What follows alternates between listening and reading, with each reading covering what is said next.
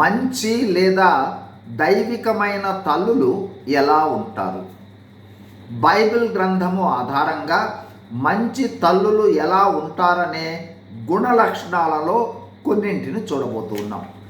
1. మంచి తల్లి తన పిల్లలను బేషరతుగా ప్రేమిస్తుంది. సురక్షితమైన పెరుగుదల వాతావరణాన్ని అందిస్తుంది. 2.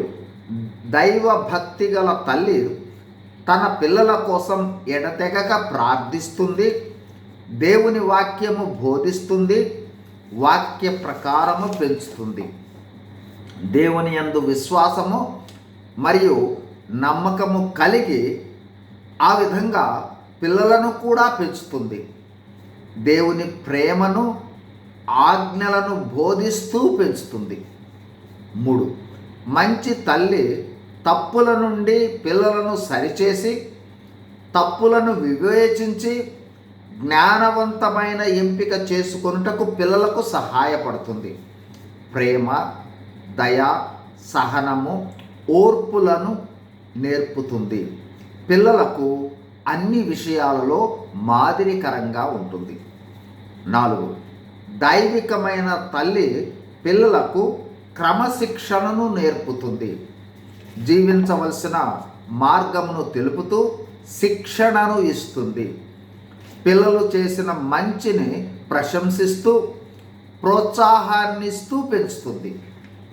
5. మంచి తల్లి కుటుంబమును చక్కగా నిర్వహిస్తుంది. శాంతియుత వాతావరణాన్ని కుటుంబంలో కల్పిస్తుంది.